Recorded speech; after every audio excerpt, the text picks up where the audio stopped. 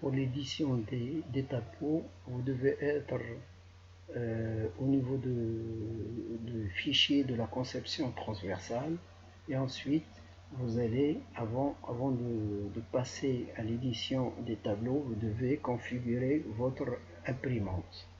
Alors la configuration de l'imprimante et puis la mise en page des planches, des états de sortie. Alors vous allez choisir outils et configuration des éditions. Et là vous allez mettre soit l'orientation portrait ou paysage, et ensuite les marges à gauche, à droite, en haut et en bas. Et vous allez choisir format A4 et vous laissez là la sous-sélection automatique. Donc vous faites OK. Si dans votre boîte de dialogue il y a imprimante, vous cliquez sur la boîte de dialogue au niveau de l'imprimante, et puis il y a une fenêtre là qui va essayer de lister toutes les imprimantes qui sont attachées à votre ordinateur, et là vous allez essayer de choisir quelle est l'imprimante que vous voulez avoir par défaut. Sinon, l'impression va suivre l'imprimante sélectionnée au niveau de votre PC par défaut. L'édition des tableaux, vous allez venir choisir sortie, édition, imprimer. Alors, lorsque vous cliquez là, vous aurez un tableau. Alors, c'est un tableau qui comporte l'accent plan, profil en long. Déjà, la première remarque, c'est que il y a des tableaux qui sont en bleu et d'autres tableaux qui sont en noir. Les tableaux qui sont en bleu, ça veut dire que ce sont des tableaux non paramétrables. On ne peut pas les modifier. Les tableaux qui sont en noir, ce sont des tableaux qu'on peut modifier selon notre convenance. Alors, on va choisir un tableau non modifiable tel que l'accent plan. Alors voilà, on coche devant l'accent plan. Ensuite, on clique sur le bouton éditer. Après, il y a une boîte de dialogue. Là, soit on peut exporter l'accent plan, les caractéristiques géométriques de l'accent plan, vers un autre fichier, soit on les imprime directement sur l'imprimante, soit on les visualise sous forme d'aperçu. Je clique sur aperçu et puis je regarde là c'est mon accent plan sous forme d'aperçu. Vous voyez là, je peux l'imprimer à partir de là. Je peux même configurer la feuille ici et je ferme là. Voilà, donc ça c'est mon accent plan. Après je peux l'imprimer comme je peux le configurer. Ensuite l'édition des tableaux paramétrables.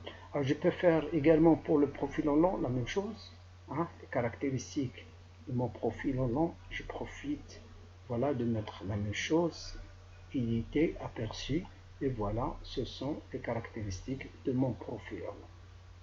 Je ferme là et je décoche profil en long et j'irai vers volume de terrassement ou bien tabulation par exemple. Tabulation, je coche au niveau de la tabulation là, et ensuite éditer de la même manière, aperçu, et je regarde ce que j'ai comme tabulation.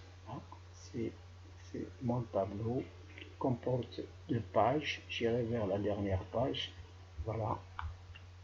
Alors c'est un tableau qui comporte 2 pages. Voilà, j'ai 80 profils et la longueur totale de mon tracé c'est 1275,705 mètres. Voilà. Voilà, ça c'est pour la tabulation.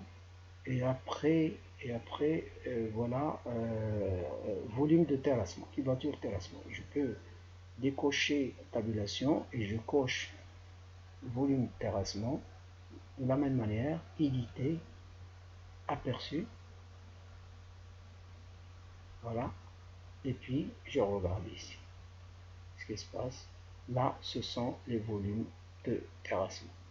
Bon, le total c'est dans la deuxième feuille, deuxième page. Alors j'irai vers la deuxième page, vous voyez là c'est 1749 mètres cubes de volume de remblai et 21 161 volume de débris. Voilà, et puis je clique là, je ferme. Et je peux éditer tout ce que je veux. Voilà, c'est les volumes terrassement. Donc je peux éditer tous les tableaux, soit paramétrables, soit non paramétrables. Et même pour paramétrer un tableau, on peut le faire en choisissant. Alors, regardez bien ce que vous allez faire, je vais vous le dire très rapidement. Là, vous allez choisir sortie, édition, composé.